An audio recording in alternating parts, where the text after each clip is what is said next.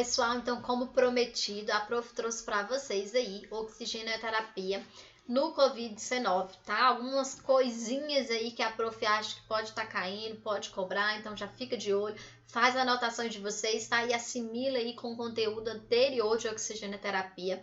Se você não assistiu o vídeo, vai no anterior aí, oxigenoterapia que a Prof trouxe para vocês, tá bom? Então, vamos falar hoje de oxigenoterapia no contexto da Covid-19, tá? Quando que está indicado para pacientes que têm Covid-19 utilizar, tá, a oxigenoterapia? Quando nas insuficiências respiratórias agudas, ok? Por pneumonia, frequências respiratórias acima de 24 movimentos respiratórios por minuto, né? A gente sabe aí que já está dentro de uma taquicardia. Saturação abaixo de 90% em ar ambiente, sem estar já fazendo suplemento de qualquer outro tipo de oxigenação, esse paciente vai para oxigenoterapia. Então vamos lá, insuficiência respiratória aguda com pneumonia, né, pela pneumonia, frequência respiratória com taquicardia 24 respirações por minuto e saturação abaixo de 90, ok? Olha só, de 10 a 15% dos pacientes, tá? É um índice aí, necessitam de UTI, né? De 10 a 15% desses pacientes vão para uma UTI, vão ser ventilados, vai para intubação, porque aí só a oxigenoterapia não está sendo suficiente para esse paciente. Qual é a meta, né, na oxigenoterapia para pacientes com Covid-19? É manter essa saturação igual ou acima de 90%, no máximo até 94%, tá? Porque acima disso, nós vamos retirando a oxigenoterapia para que esse paciente respire em ar ambiente. Então, lá, qual é a meta? Igual ou acima de 90% até 94%. Ok? Acima de 94%, professora, o que vai acontecer? Nós vamos reduzir, ok? Vamos reduzir essa suplementação, esse oxigênio, para que o paciente realmente responda de forma natural essa ventilação, essa inspiração e essa expiração, né? E ele alcance níveis acima de 94%, sem ser de uma forma artificial e suplementar, certo? Estratégias para suplementar e corrigir a hipóxia, né? Lembram lá o que é a hipóxia que a professora falou? Lembram? É a diminuição de oxigênio, certo? Diminuição de oxigênio aonde, prof? Nos tecidos, ok? Então, qual é a estratégia para suplementar e corrigir a hipóxia? Iniciar com catéter nasal.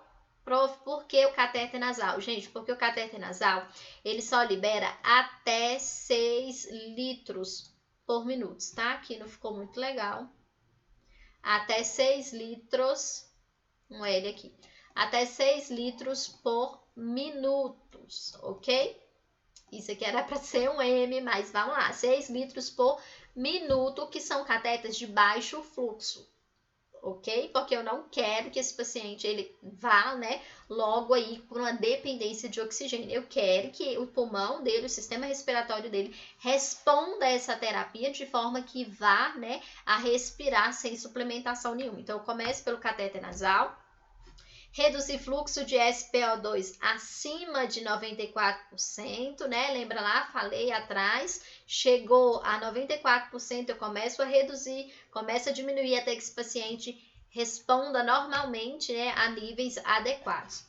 Fluxo acima de 6 litros por minuto para obter SpO2 acima de 90%, né? Se precisar, usar uma máscara com reservatório não reinalante. Esses não aqui, gente, isso cai, isso cobra. Ah, reservatório reinalante? Não, não reinalante, que pode ser escalonada por VNI, ventilação, ou catéter nasal de alto fluxo, tá? Então, se o fluxo for acima de 6 litros por minuto para se conseguir uma saturação acima de 90%, né? Se esse paciente não estiver respondendo com catéter nasal e eu precisar de maiores fluxos, o que eu vou utilizar? Uma máscara com reservatório não reinalante, e aí que ela pode ser escalonada, né? Com uma ventilação não invasiva e um catéter nasal com altos fluxos, ok? Isso tudo antes de chegar aí realmente numa intubação e numa ventilação mecânica, né, invasiva para esse paciente. Posição prona espontânea, ok? Aqui, ó, nenhuma recomendação, nenhuma evidência para essa recomendação, ok? Espontaneamente, para qualquer tipo de paciente, chegou, vamos fazer posição prona para prevenir? Não, tem, né, as suas interferências e as suas indicações. Se mesmo com medidas não invasivas, a saturação manter abaixo, né, de 90%, aí, ó, considerar ventilação mecânica, porque se a gente permanece com esse paciente abaixo de 90%, a gente sabe que não está acontecendo a perfusão, os tecidos não estão recebendo o oxigênio, e se eu deixo isso por muito tempo, a gente sabe que tem aí complicações de órgãos realmente alvos nesse paciente. Aqui eu trouxe para vocês um pouco dos dispositivos que é utilizado para COVID-19, ok? Porque alguns são proibidos. Então, ó, em COVID-19, esses são os dispositivos que nós utilizamos. Catéter nasal tipo óculos, ó. Máscara com reservatório não reinalante. Fica de olho que isso vai cair. E eles vão colocar na sua provinha, sabe o que? Reinalante. E não é. Catéter nasal de alto fluxo. Olha, trouxe até uma imagenzinha para vocês, que eu sei que não é uma realidade, né? Das nossas instituições aí. Não em todas, pelo menos aqui não é. E aí, talvez, quem não está na prática não tem muita essa ciência, ok? Então, esses são os dispositivos utilizados para oxigenoterapia em COVID-19. Prof, quais os que não podem ser utilizados? Olha aqui, ó, tá proibido a máscara de Hudson, Venturi e nebulizador. Por que, professora? Por causa da aerolização, tá? Por causa dos aerosóis que esses dispositivos vão gerar. Então, você pensa, COVID é um alto nível de contaminação. Se eu produzo aerosol com o paciente que está contaminado com o vírus, eu estou disseminando esse vírus. Então, essas máscaras que produzem maiores aerolizações não estão indicadas. Ok? Anota isso, gente, porque, ó, não é muito cara de questão, não tá muito cara de que isso aqui pode cair, gente. Né? É atual e tudo que é atual, ó, fica de olho, porque pode cair, ok? E aqui, ó, coloquei uma observaçãozinha para vocês, para não esquecer, em cima desses dispositivos, o paciente vai usar a máscara cirúrgica, tá? Então, eu vou disponibilizar para o meu paciente a máscara cirúrgica, ele vai utilizar por cima do catéter do dispositivo que ele estiver utilizando, para que o mínimo de aerolização que tiver ali, ó, seja abafado e não seja disseminado, e os profissionais, as pessoas que estão ali não sejam contaminadas. E aí a gente precisa falar do umidificador, tá? Porque, prof, ele está, ó, proibido. Anota aí, nas urgências e emergências. Departamentos, anota aí. E eu vou descendo, né? Urgência e emergência. A letra da prof é um pouquinho mais bonita do que isso, tá bom? Mas tá valendo, é só para você saber aí, ó, tá? Então, umidificador em COVID-19 nos departamentos de urgência e emergência estão proibidos, justamente porque o umidificador vai fazer com que tenha aerosóis. E não é o que a gente quer, porque a gente sabe que é uma fonte de contaminação, é a via de contaminação da COVID-19. Então, aqui, ó, não, é proibido, não vamos utilizar. Certo? E aqui os fluxos utilizados em COVID-19, os menores fluxos para manter SpO2 acima de 94% ou uma frequência respiratória abaixo de 24 tá? Respirações por minutos. Então, o que eu quero? Eu falei para vocês, não é já ir colocando o paciente em alto fluxos, em uma intubação e uma ventilação mecânica, não. Eu começo com baixos fluxos, com catéteres, né, com fluxos abaixo de 6 litros por minuto, que tá aqui, ó, já até coloquei para vocês. E aí, claro que se o meu paciente não responder a isso, e não estiver subindo realmente essa oxigenação, aí sim, tá? Então, coloquei, foi insuficiente, né? Eu fiz isso, o paciente não responde, aí sim ele vai, ó, para ventilação mecânica, certo? Para garantir que haja uma perfusão, né, de oxigênio para esse paciente, ele não tenha complicações dos órgãos dele e ainda complique mais o seu estado. Quando o paciente deve ser intubado, já tá a resposta lá, né? Mas vamos repetir aqui, ó. Saturação abaixo de 94%, insuficiência respiratória aguda, grave, gente, isso, né? É típico da Covid-19, é o que ela provoca, uma insuficiência respiratória aguda e esforço ventilatório. Então, o paciente está lá, abaixo de 94%. E está fadigando, ele está tendo esforço respiratórios. É uma IRA, uma insuficiência respiratória aguda, o paciente vai ser intubado, tá? É a indicação. Nós precisamos, em pacientes que têm insuficiências respiratórias agudas, que têm problemas com respiração, analisar e fazer uma gasometria arterial. Mas em Covid-19, dentro desse cenário, quando que vai ser indicado, né? Quando que vai ser feito? Ó, saturação, né? A gente disse aqui, tem que decorar, porque tá em todos. Saturação abaixo de 94%, 100. Ó, 100. Até coloquei de vermelho para vocês. 100 sinais de IRA, insuficiência respiratória aguda e esforço respiratório, ok? Então, se o meu paciente tá com a saturação abaixo de 94%, ele não tem sinais de insuficiência respiratória aguda e ele não tá tendo esforço respiratório, né? Ele não tá cansado, ele não tá fazendo esforço para poder respirar, eu vou fazer uma gasometria arterial para verificar como que estão os níveis de PaCO2, PaO2, de saturação, enfim, observar se esse paciente aí tem algum distúrbio hidroeletrolítico ou não, ok? Mas olha só, se ele tá com a saturação dessa forma e ele tem sinais de insuficiência respiratória aguda, esse paciente, ó, gente, ele vai para uma ventilação mecânica, ok? Vai fazer gasometria agora, professora? Não. Ele vai para ventilação mecânica, ele vai ser intubado, vai ser garantido suporte de oxigenação para ele. E aí, né, diante de todo esse cenário, é claro que também vai ter a gasometria arterial. Ok? E aí os resultados da gasometria arterial, o que eu faço? O que eu preciso fazer quando eu tenho esses resultados e eles estão negativos?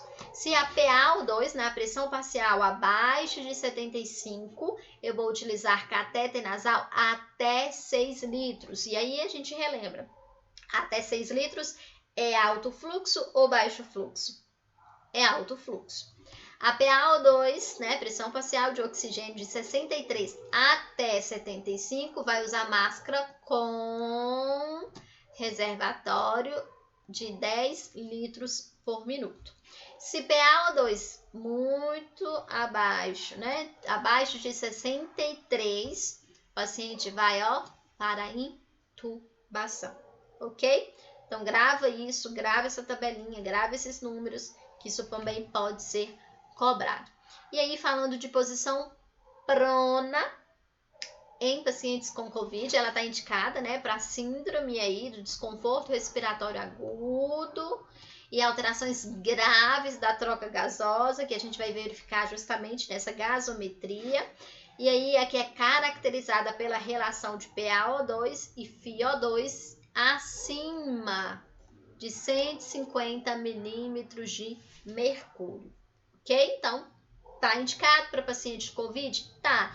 É espontâneo? É para todos os pacientes? Não. Se tiver síndrome de desconforto respiratório agudo, se tiver alterações graves da troca gasosa, se a relação entre PaO2 e FiO2 estiver acima de 150, vai pronar o paciente, ok? Quando utilizar? Precocemente, até nas primeiras 48 horas, preferência 24 horas. Pessoal, grava, onde tem número tem questão, tá? Anota isso daqui, ó.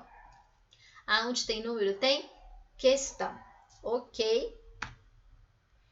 Quando que está indicado? A indicação absoluta, de forma alguma, esse paciente vai ser pronado. Arritmias agudas graves, complicações, né, cardiológicas, fraturas pélvicas, uma pressão intracraniana não monitorizada ou muito elevada, esternotomia recente, perineostomia e fraturas vertebrais instáveis, esse paciente não vai ser pronado de forma alguma. É uma contraindicação absoluta. E essas são as contraindicações relativas. Porque, professora, dependendo da avaliação, né, médica, esse paciente pode sim ser pronado. Quando? Difícil manejo das vias aéreas, pode ser, né, que se consiga, que se reverta e ele pode ser pronado. Cirurgia traqueal ou esternotomia nos últimos 15 dias. Traqueostomia a menos de 24 horas. Dreno de tórax anterior com vazamento de ar. Traumas ou ferimentos faciais graves nos últimos 15 dias. Então, elas são relativas, podem ser avaliadas a necessidade de se pronar ou não o nosso paciente. E aí, o cuidado que eu preciso ter com esse paciente quando ele está em pronação, quando ele foi pronado. O paciente tem que ser bem sedado, né? Ele não pode ficar ali daquela situação consciente, né? Totalmente do que está acontecendo. E bloqueador neuromuscular, né? Um relaxante para esse paciente, se necessário. Para RASH5, parar dieta 1 hora antes, gente, isso aqui ó, é a cara da enfermagem. Parar a dieta 1 hora antes e retornar 1 hora depois. Dieta integral, também a cara da enfermagem. Gente, onde tem cuidado, né? É assistência de enfermagem, pode cair. Dieta integral reduzida a 20 ml por hora. Trendelenburg reverso a 10 graus.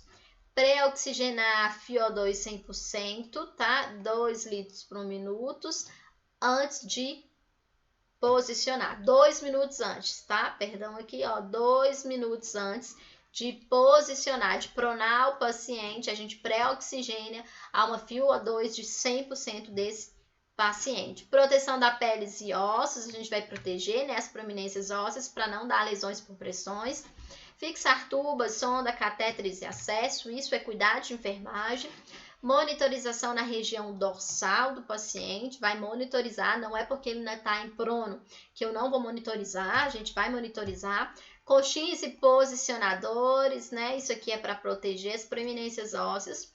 Alternar membros superiores e rotação da cabeça, ó. Mudança de decúbito a cada 2 horas. É claro que a mudança de decúbito aqui é somente, né, em membros superiores e rotação da cabeça, ok? Viram aí, gente, esses cuidados aqui, ó. Cuidados de enfermagem, assistência de enfermagem. Se te perguntarem na prova quais são os cuidados de enfermagem em posições de prona, você pode saber que pode estar caindo todos esses pontinhos, ok? E o fluxograma para a utilização da prona, né? O que passo a passo para pronar esse paciente. Gasometria antes da prona, ó, 1 hora antes da prona e 1 hora após.